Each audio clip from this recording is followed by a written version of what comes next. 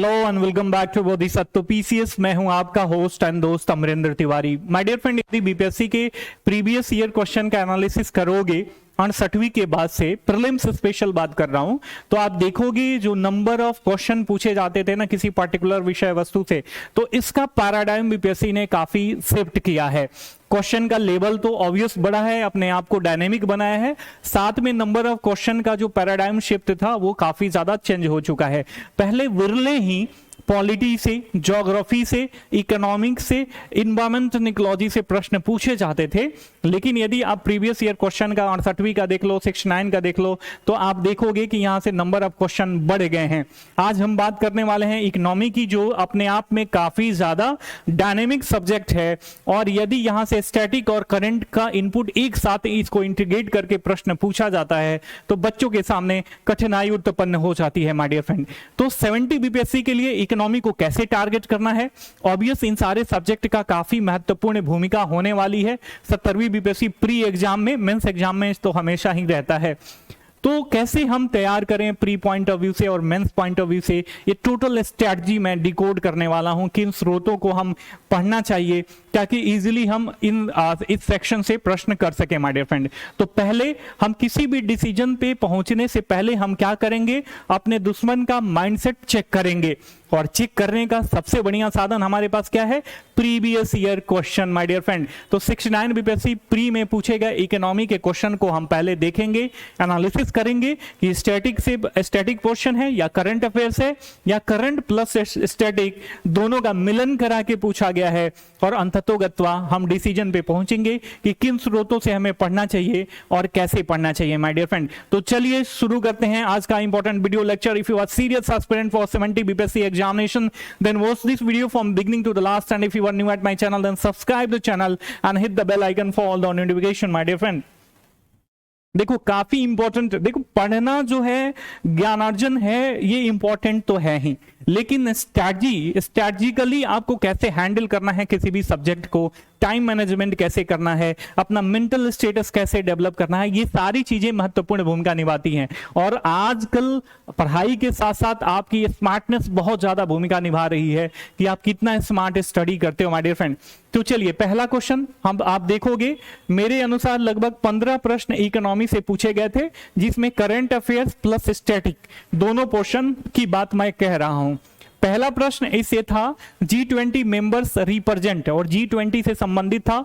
इसमें around 85% of global GDP बनाते हैं, 50% ऑफ ग्लोबल ट्रेड करते हैं, इसकी जनसंख्या जो है 2/3 ऑफ द वर्ल्ड पॉपुलेशन है। इसमें से कौन सा सही है कौन सा गलत है, ऐसे प्रश्न पूछा गया था। तो आपको ध्यान होगा कि पिछले वर्ष G20 पूरे साल चर्चा का विषय बना हुआ था। क्यों बना हुआ था, क्योंकि G20 का मीटिंग हमारे यहां हो रही थी, ठीक है। तो इसी वजह से ये करंट का टॉपिक था G20, और इसका स्टैटिक पोर्शन पूछा गया है माय डियर फ्रेंड। मैं हमेशा कहता हूं, चाहे ज्योग्राफी की बात करें, इकोनॉमी की बात करें या किसी भी अन्य सब्जेक्ट की बात करें, कोई भी टॉपिक यदि करंट में बना हुआ है उससे ऑब्वियस कोई ना कोई स्टैटिक पोर्शन अटैच होगा, तो आप उसे जरूर तैयार करके जाना। पहला क्वेश्चन इसका सशक्त उदाहरण है मेरे प्यारे मित्रों, मेरे प्यारे भाइयों एवं बहनों, ठीक है।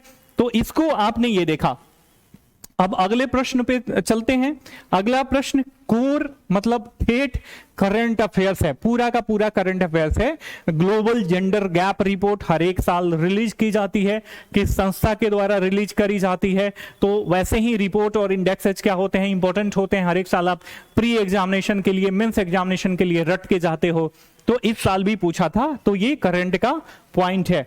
अभी देखो करंट की भूमिका बनी हुई है पूर्णतः। आगे देखो, India sign the economic cooperation and trade agreement ECTA with which country, काफी important current point of view से पूछा गया था। टोटल करंट पे डिपेंडेंट ये प्रश्न था मेरे प्यारे मित्रों, ठीक है। अगला है कि जो इन्फेंट मोर्टेलिटी रेट है ना, उसी से संबंधित है। टोटल इकोनॉमिक स्टैटिक पोर्शन से पूछा गया प्रश्न था।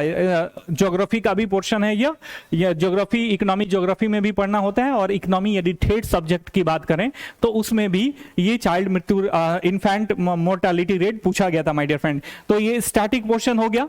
आप देख रहे होंगे। और अंततोगत्वा जब पूरे क्वेश्चन का 15 क्वेश्चन का आप एक बार एनालिसिस कर लोगे, सरसरी निगाह से देख लोगे, तो आपको खुद ब खुद पता चल जाएगा कि आने वाले एग्जाम्स के लिए आपकी स्ट्रैटेजी कैसी होनी चाहिए। Foreign exchange rate FER of RBI include which of the following, काफी इंपॉर्टेंट है, हमेशा न्यूज में बना रहता है। और ये चाहे रेपो रेट हो गया, रिवर्स रेपो रेट हो गया, या बैंकिंग से रिलेटेड जो भी इंपॉर्टेंट टर्मिनोलॉजी हैं ऑलवेज न्यूज में बने हुए रहते हैं। तो ये करंट का तो पॉइंट है ही, साथ में इससे स्टैटिक पॉइंट ऑफ व्यू से यहाँ पे इससे संबंधित प्रश्न पूछे गए थे। तो अभी तक के जो भी 4-5 प्रश्न आपने देखा कि वो सारे टॉपिक कहीं ना कहीं करंट से एफिलिएटेड हैं। इसके साथ साथ अगला प्रश्न है, in which year was the industrial policy resolution adopted. ये स्टैटिक पोर्शन है, पूरा static portion economic statics portion से पूछा गया प्रश्न है मेरे प्यारे मित्रों, ठीक है। अगला देखते हैं, अगले प्रश्न की प्रकृति की तरफ चलते हैं। अगला प्रश्न है, consider the following statement about the production linked incentive PLI। Current affairs वाला पोर्शन है मेरे प्यारे मित्रों, कई सालों से चर्चा में बना हुआ है, हमेशा न्यूज में आते रहता है। कभी भी गवर्नमेंट इसको लेके इनिशिएटिव लेती है तो करंट अफेयर्स में ये बना रहता है। तो ये करंट का पॉइंट ऑफ व्यू से पूछा गया प्रश्न है, ठीक है। अगला प्रश्न पे चलते हैं। अगला हमारा प्रश्न है, human capital in formation as a concept is better explained in the terms of the process which enabled। NCERT से सीधे सीधे उठा के प्रश्न पूछ दिलवा, ठीक बा BPSC, तो सीधे सीधे पूछा गया प्रश्न है और ये सीधे सीधे स्टैटिक पोर्शन से पूछा गया प्रश्न है मेरे प्यारे मित्रों। तो अभी तक आप देख रहे हो करंट अफेयर्स और स्टैटिक पोर्शन इक्वल रोल निभा रहा है आपके इकोनॉमिक वाले सेक्शन में। Consider the following statement regarding insolvency and bankruptcy. पिछले कई सालों से कई लोग जब देश छोड़ के भाग रहे हैं, अपने आप को बैंकरप्ट शो कर रहे हैं, इंसॉल्वेंसी शो करी जा रही है, तो ये टर्म्स जो हैं ऑटोमेटिक करंट अफेयर्स में बने हुए हैं। हालांकि ये स्टैटिक है, दो is also affiliated with current point of view. तो ये करंट प्लस स्टैटिक दोनों पोर्शन से यहां से पूछा गया है, ठीक है। आगे बढ़िए, अगले हम प्रश्न पे चलते हैं। हमारा अगला प्रश्न है, एज पर economic survey 2023 which of the following statement describe the trend of FDI that means foreign direct invest in India. Economic survey 2023 के अनुसार सेंट्रल गवर्नमेंट के जो FDI को लेके ट्रेंड है, ये सारे प्रश्न स्टेटमेंटवा को पढ़ना है, कंक्लूजन निकालना है। मैं हमेशा से ही रटते मतलब कहते आता हूं, आपको चिल्लाते आता हूं कि भैया इकोनॉमिक सर्वे पढ़ के जाओ, बिहार बजट पढ़ के जाओ, बिहार इकोनॉमिक सर्वे पढ़ के जाओ, सेंट्रल गवर्नमेंट का मतलब वही इकोनॉमिक सर्वे और बजट दोनों पढ़ के जाओ। आप पढ़ते कहाँ हो? नहीं पढ़ते हो ना, तो बाद में रोते हो कि बहुत कठिन प्रश्न पूछ दिया गया था सर, ठीक है। तो आप देख रहे हो इकोनॉमिक सर्वे से सीधे सीधे पूछा गया था। आप देखो, अब इस साल इंटरिम बजट पेश किया गया है, तो आपको पता होना चाहिए अंतरिम बजट क्या होता है, क्यों सरकार फुल बजट नहीं पेश करती है, अंतरिम बजट पेश करती है, बजट किस आर्टिकल के तहत पेश किया जाता है, सेंट्रल गवर्नमेंट किस आर्टिकल के तहत ऑथराइज्ड होती है बजट पेश करने के लिए, स्टेट गवर्नमेंट किस आर्टिकल के तहत ऑथराइज्ड होती है बजट पेश करने के लिए, ये सारी चीजें आपको आनी चाहिए। अगला जो हमारा प्रश्न है, which of the following factor could potentially contribute to stagflation in the Indian economy.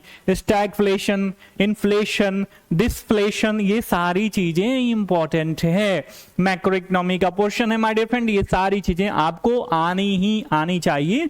Static point of view also affiliated with current point of view my dear friend, ठीक है। बात आ रही है समझ में? अभी तक बने हुए हो तो I hope you are serious aspirant for 70 BPSC examination and you are serious कि आपको इकोनॉमी को कैसे हैंडल करना है मेरे प्यारे मित्रों, ठीक है। तो चैनल पे नए हैं तो चैनल को जरूर सब्सक्राइब कर देना, और हमारा प्रयास अच्छा लग रहा है, कंटेंट अच्छा लग रहा है तो अपने आदमी मित्र के साथ भी शेयर कर देना। कर दो। विच of the following statement about non plan expenditure of the central government is correct. Non plan expenditure क्या होता है, प्लान एक्सपेंडिचर क्या होता है, रेवेन्यू, इसके साथ साथ आपको कैपिटल इन्वेस्टमेंट क्या होता है, ये सारी चीजें आपको पता होनी चाहिए, ठीक है। लायबिलिटी क्या होती है, मतलब जो भी बेसिक टर्म्स हैं जो बजट में यूज होता है, इकोनॉमिक सर्वे में यूज होता है, ये सारी चीजें आपको पता होनी चाहिए। Non planned expenditure static point of view से पूछा गया है मेरे प्यारे मित्रों यहाँ पे, ठीक है। आगे बढ़ते हैं। अगला जो हमारा प्रश्न है वह है which of the following is not true about the globalisation and its impact on India. ठीक है, छठी, सातवीं, आठवीं एनसीईआरटी आपको कहीं भी मिल जाएगी, ज्योग्राफी में मिल जाएगी, आपको हिस्ट्री में भी मिल जाएगी, इकोनॉमी में भी मिल जाएगी। ये सारी चीजें देखो, ये स्टैटिक पॉइंट ऑफ व्यू से पूछा गया प्रश्न है मेरे प्यारे मित्रों। ठीक है, आगे बढ़ते हैं। अगला प्रश्न है consider the following statement regarding स्वामित्व स्कीम। स्वामित्व स्कीम पूरा का पूरा 1 साल न्यूज में बना हुआ था पिछले साल, तो यो जो है करंट अफेयर से पूछा गया है। ठीक है, तो आप ये ध्यान में रखना। आप देख रहे होंगे कि करंट अफेयर्स और स्टैटिक पोर्शन दोनों इक्वल भूमिका निभा रहे हैं। Consider the following statement about the latest development in the union government of finances. ठीक है, तो ये पिछले साल का जो ट्रेंड है वो पूछा गया था, फिजिकल डेफिसिट वगैरह पूछा गया था, रेवेन्यू कलेक्शन पूछा गया था। ये सारी चीजें बिहार बजट सेंट्रल गवर्नमेंट का बजट और इकोनॉमी सर्वे से पूछा गया था माय डियर फ्रेंड। ठीक है, ये करंट का पोर्शन है, करंट पॉइंट ऑफ व्यू से यहां से पूछा गया था। कोई भी सेंट्रल गवर्नमेंट वैश्विक लेवल पे जो डाटा निकलता है उसको आप जरूर पढ़ें। तो अभी तक हमने देखा इन 15 प्रश्नों के एनालिसिस करने के बाद कि static portion plus current affairs दोनों इक्वल भूमिका यहां पे रोल निभा रहे हैं माय डियर फ्रेंड। अब आपके मन में प्रश्न ये उठ रहा होगा, क्या NCERT is more than enough for the economic preparation for 70 BPSC pre cum mains examination? तो मैं कहूंगा बिल्कुल हाँ। ठीक है, क्योंकि जब पहली बात तो पहले इसमें आप कहानी पढ़ोगे इंडियन इकोनॉमिक डेवलपमेंट में, मतलब भारत का आर्थिक विकास कैसे कैसे हुआ, ये सारी चीजें आप इसमें पढ़ोगे। ठीक है, सारी कहानियां पढ़ोगे कि कैसे इंडिपेंडेंट हुआ भारत, तो उसके बाद उसके पास क्या सिचुएशन थे, फिर प्लान्ड इकोनॉमी कैसे हमने अडॉप्ट करी, मिश्रित इकोनॉमी अडॉप्ट करी, सारी चीजें। फर्स्ट प्लान में क्या हुआ, सेकंड प्लान में क्या हुआ, कितना ग्रोथ हासिल करे, कितना टारगेट था, किन कारणों से हम फेल कर गए या किन कारणों से हमने बहुत ही अच्छा अचीवमेंट प्राप्त करा।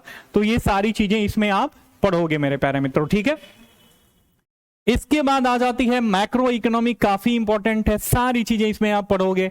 इन्फ्लेशन क्या होता है, जीडीपी क्या होता है, नेशनल इनकम वगैरह क्या होता है। ठीक है, ये ज्यादा इंपॉर्टेंट नहीं है, मूल्य निर्धारण वगैरह सारी चीजें, अर्थव्यवस्था कैसे काम करती हैं, ये सारी चीजें हैं। तो कम से कम ये और ये बुक, यदि दोनों बुक आप पढ़ ले तो आपका स्टैटिक पोर्शन जो है इकोनॉमी का तैयार हो जाएगा। इसके बाद अब आप कहोगे सर ये तो खाली स्टैटिक पोर्शन के लिए हुआ, करंट अफेयर्स को कैसे कमांड में करेंगे? तो उसके लिए प्राइमरी स्रोत है आपका बिहार बजट, तैयार होना ही होना चाहिए my dear friend, pre plus mains. ठीक है, दोनों के लिए काफी ज्यादा इंपॉर्टेंट है ये। इसके बाद Bihar economic survey is quite important for pre as well as for mains examination my dear friend. For if you are preparing for BPSC, CSC examination or other Bihar government one day examination, quite important for your upcoming all type of examination which related to Bihar government.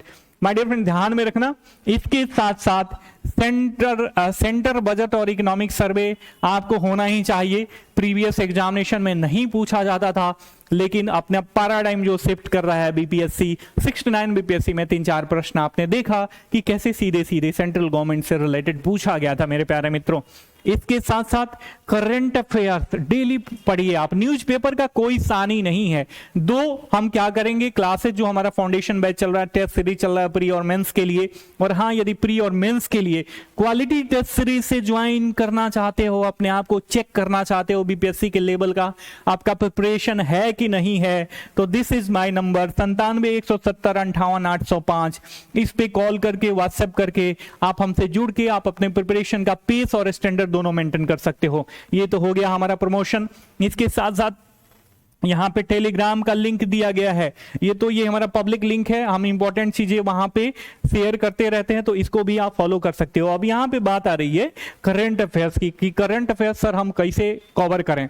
तो daily newspaper पढ़िए। Newspaper पढ़ने को लेके बच्चों के मन में बहुत सारी दुविधाएं होती हैं।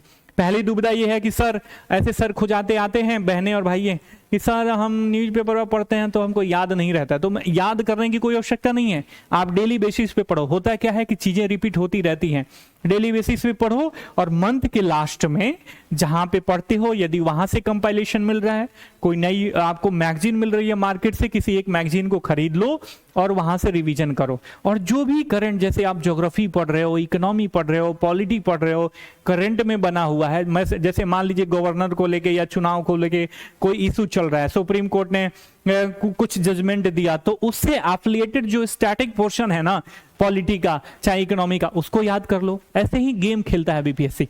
आपको लगता है कि पूरा पढ़ लेंगे और पूरा हमें कमांड हो जाएगा, तो ऐसा बिल्कुल नहीं होता। स्मार्टली गेम जो है स्मार्टली जीता जाता है माय डियर फ्रेंड। अपने अपोनेंट की साइकी की प्रॉपर समझ के बदौलत ही आप उसको हरा सकते हो युद्ध के मैदान में।